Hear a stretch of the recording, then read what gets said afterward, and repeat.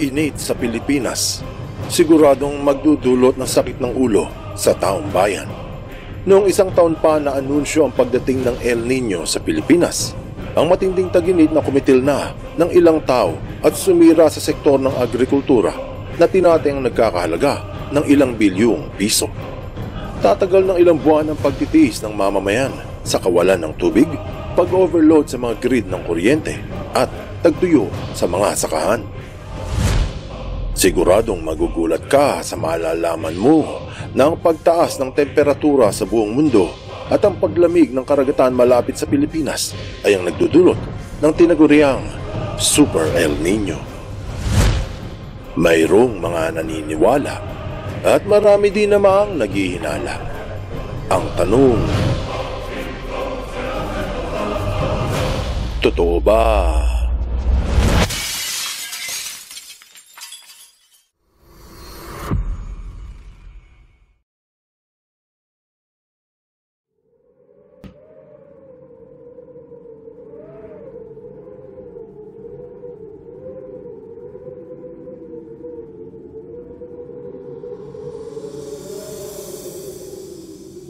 Noon pa ang isang taon, inulat at inanunsyo ang pagdating ng El Nino upang makapaghanda ang taong bayan. Marami ang duminig sa babala, pero may ilang nagwalang bahala. Buwan ng Mayo taong 2024 at mababalitaan ang mga nagaganap na may ugnay sa sobrang init ngayon sa kanang bahagi ng Asya. Sinabi sa Al Jazeera na ang record na sobrang init na madadama ngayon sa Southeast Asia, kung saan maraming eskwelahan ang naapektuhan. Pati nga sa New York Times, kumalat na rin ang nangyayari sa Pilipinas na ilang paaralan sa bansa ang pinasara. Buong Pilipinas ang nakararanas ng sobrang init na maaaring maging delikado para sa mga paaralang walang sapat na air conditioning. Isa din sa mga talagang apektado nito ay mga sakahan. Ayon sa Straits Times noong ika-25 ng Abril, naapektado ang maraming lupaing gamit sa sakahan dahil sa tagtuyot at heatwave sa bansa. Ayon sa ulat, sa Nueva Ecija, nangunguluntoy ang mga ani sa sakahan dahil halos walang ulan mula pa noong isang taon.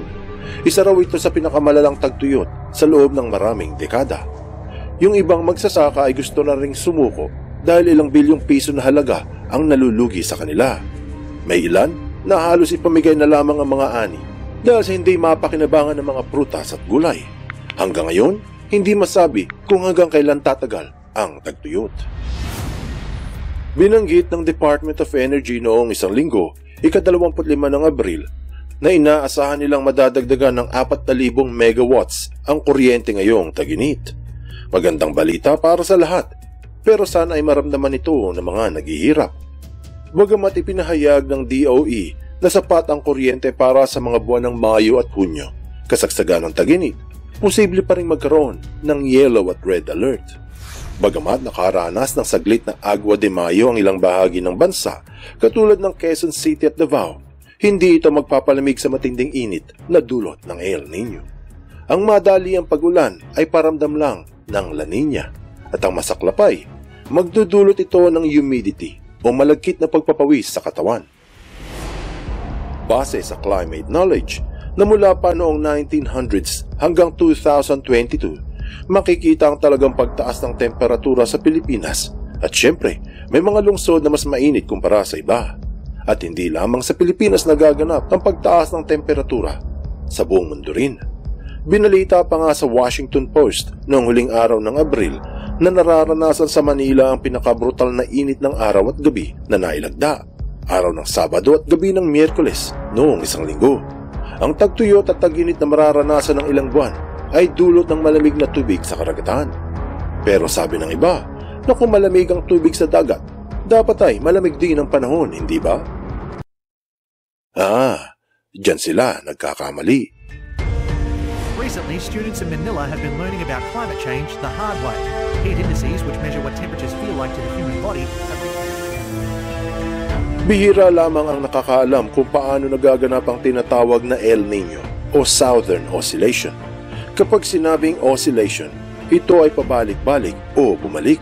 Kaya ang El Nino ay ang pagbago sa direksyon ng hangin sa Pacific Ocean o yung karagatan sa kanan ng Pilipinas.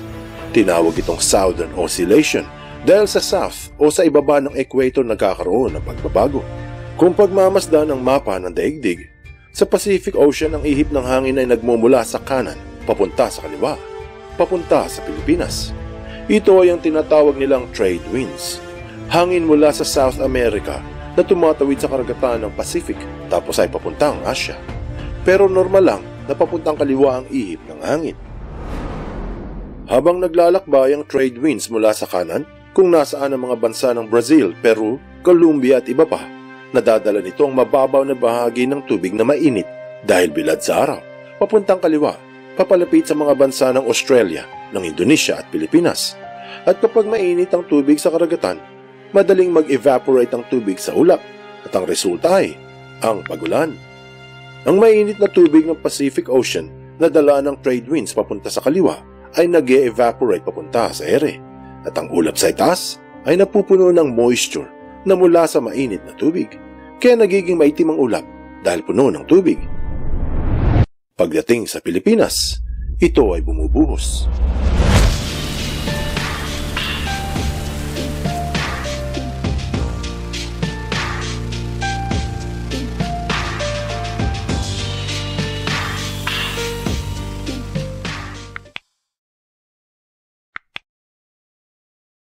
Bakit napakainit ngayon sa Pilipinas?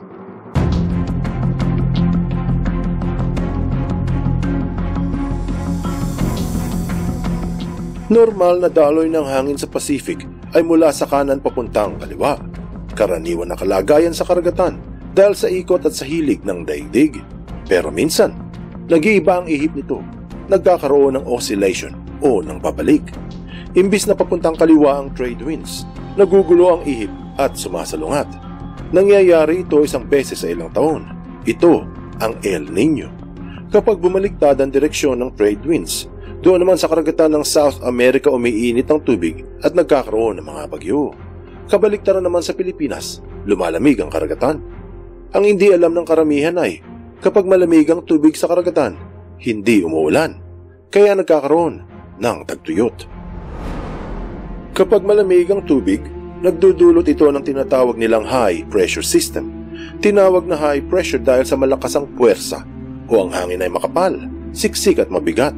Matindi ang presyon, hindi ito makaangat. Palaging nasa ibaba lang. Dahil dito, natatakloban ng init at hindi nakakasingaw. Kaya isa sa mga resulta ay matinding taginit. Para ka bang nakakumot habang nilalagnat. Yung ibang eksperto tinawag itong Super El Niño dahil sa bukod sa paglamig ng tubig malapit sa Pilipinas, ang mainit na tubig papuntang South America ay mukhang biglang nahati. Sa madaling sabi, mas kumalat sa Pacific Ocean ang mainit na tubig at nakadagdag ito sa init ng buong daigdig. Iyan ang dalawang pinakadahilan kung bakit ang init ngayon sa bansa ay record-breaking. Sinabi sa Bloomberg noon lang isang linggo, ika-30 ng Abril, na sobra na sa 100 mga bayan sa bansa ang nasa state of calamity dahil sa matinding tagtuyot.